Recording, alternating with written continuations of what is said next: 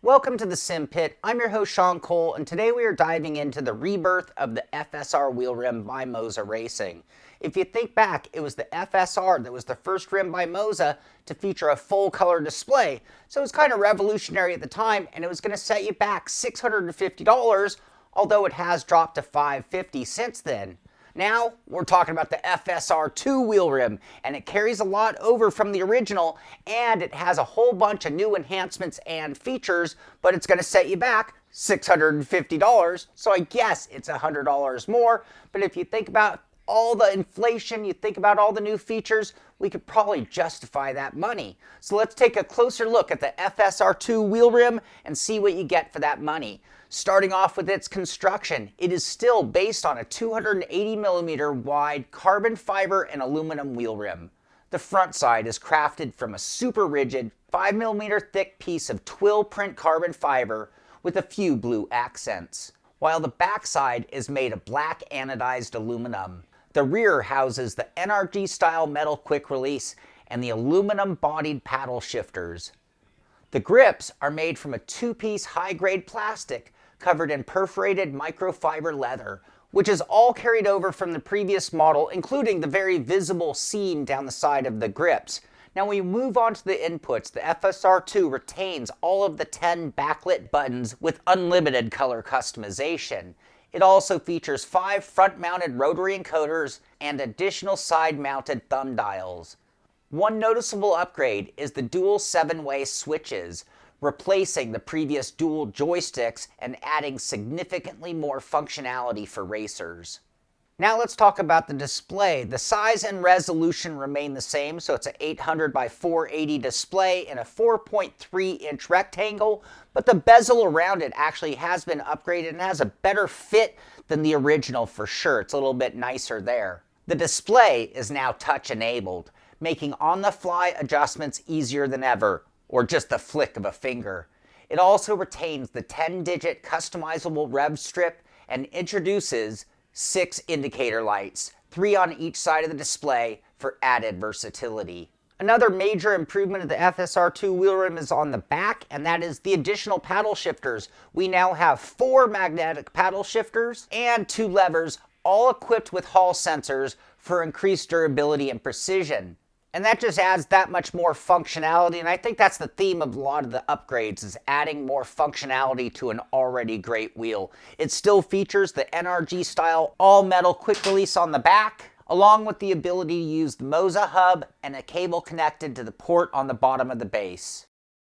One of the first things you're going to notice about the Moza FSR2 wheel rim is its small size. At 280mm, it is the smallest wheel rim that Moza is actually making, and it is very, very quick turning. Some drivers might prefer this for its quick response, while others might find it twitchy compared to rims over 300mm wide. For me, this isn't an issue. I'm comfortable with this size. It allows for precise control instead of feeling like I'm just hanging on to some of those larger rims. Now let's move on to the grips and their comfort. They are very small like the wheel. They measure in about 5 inches on the outside edge and are roughly 1.5 inches across the palm. The perforated microfiber leather feels great to the touch, but there's essentially no padding underneath. They are a little hard. This means the FSR2 relies entirely on the shape and ergonomic of the grips for comfort. Fortunately, Moza nailed it. The grips feel natural and comfortable in my hands even without gloves. I don't even have to think about it, it just feels right. While driving, the shifters become the next major focus. I mean, there are so many options in the world of shifters nowadays, it's almost comical. The 2 metal paddle shifters are the largest and have the most natural finger placement. I have them mapped as gear shifters for me, and they have a satisfying magnetic snap with a medium light feel and a padded stop for comfort. The travel distance is about 3/16 of an inch, which works perfectly. The upper paddles, the new additions to the FSR2, feel and travel the same as the main shifters, but are slightly smaller. I didn't use these much during most sessions, but they're great for functions like DRS or KERS activation. And for those needing extra controls, that's going to be a welcome addition. Now the lower paddles are the levers, which means they work on spring resistance. So instead of that magnetic release point, they just move from start to finish with a consistent resistance and slightly longer travel than the shifters. I've always loved having these on the wheel. They're perfect for looking left and right while driving, or even as a handbrake in rally scenarios. All the paddles feel solid and smooth thanks to the installed bushings at their hinge points. Turning to the face of the FSR2 wheel rim, it has a perfect balance between aesthetics and function. Lit up in all its glory with a full color dash, backlit buttons, and customizable rev lights, it looks stunning. Whether the lights are on or off in my room, the wheel's appearance is sharp and impressive. Customization is a breeze. With a swipe of the finger, I can toggle between 5 preloaded dashboards or use the ones that I've designed myself. Sometimes I coordinate my rev lights and dashboard colors for a cohesive look. Other times I focus purely on functionality. The dash is bright, clear, and fully adjustable. The rev lights, 10 bright LEDs across the top, are fantastic. Each light can be individually customized for color and brightness, and they work flawlessly. But it's the new indicator lights that really elevate the experience. These 6 lights, 3 on each side of the display, are game-changing. They provide instant visibility for flags or warnings, whether it's a yellow flag, traction loss, or ABS activation. Having this real-time feedback directly on the wheel often helps me make adjustments that translate into better lap times. Now let's dive into the buttons and encoders on the wheel, and they do remain mostly unchanged from the previous model, which is fine since they are already great. The backlit buttons have a short, solid travel and feel far more substantial than typical controller buttons, though perhaps not quite as refined as those on a GSI or over a $1,000 steering wheel.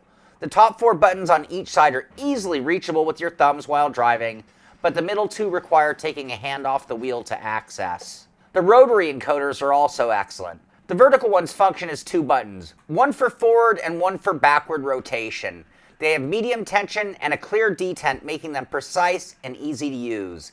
The front encoders feel similar, offering good resistance and detents. They're versatile too, allowing you to map them as incremental adjustments or positional selectors depending on your needs and the game's mapability. Finally, the 2 mini joysticks, which have been upgraded to those 7-way switches, which just means they're a lot more accurate. So if you are going to use both the up, down, left, right function, you actually have a chance of hitting them accurately when pressing, versus on the joystick I found I was all over the place. So as a switch, they have their up, down, left, and right movements, as well as being able to rotate left and right and have a press-in function, providing 7 inputs per joystick. They are surprisingly sturdy for their size, but move easily, which can make precise inputs a little bit of a challenge while driving. The click from pressing them in is distinct and satisfying. Overall, the added function of these joysticks ensures you'll rarely, if ever, need additional controls. Driving with the Moza FSR2 wheel rim has been a pleasure. I mean, everything about this reeks of being expensive. It's high-end components, it looks and feels great. I would think it costs more like $1,000 to $2,000, but it really is a lot of steering wheel for that $650 asking price. Now, I didn't go into any detail here on how you make your own dashes, even though you can for the FSR2 wheel rim, but it is kind of fun. So I did a whole other video that teaches you or gives you the step-by-step process on making your own dashes, and that is the ultimate when it comes to making this exactly how you want it to be or customizing it to your exact needs. So check out that video. Now, we did cover a lot here on the show today, but I always like to make it simple, break it down with the good, the not so good, and the bottom line, starting off with the good, and that being exceptional build quality. Feels premium with solid construction. Ergonomic design. Comfortable grips, even for long sessions. Compact size. Fast and responsive. 280mm diameter, ideal for formula-style racing. Customizable options. Customizable dashboards, rev and indicator lights. Changeable backlit buttons. Downloadable public dashes for added variety. Advanced controls, tons of mappable buttons, encoders, and 7-way switches. Seamless Moza ecosystem integration. Works wirelessly with Moza bases. Compatible with the Moza hub for broader compatibility. Nothing in life is perfect, and neither is the FSR2 wheel rim. So let's talk about the areas that could be improved, starting with it is a little bit narrow. It is a little bit narrow diameter, 280 millimeters. May feel too twitchy for some drivers compared to larger wheels. Expensive. Premium features come at a high price point. Hollow feeling corners. The bottom corners lack the solid feel of the rest of the rim. Limited pre-made dashboards. Only 5 provided. Additional customization required for variety. And now on to the bottom line. When I first reviewed the FSR wheel rim, I thought it really struck a nice position between price and performance. I mean, it wasn't cheap, and at the same time, it was giving you so many of the features of some very, very expensive, very high-end wheels. So I think they really nailed that.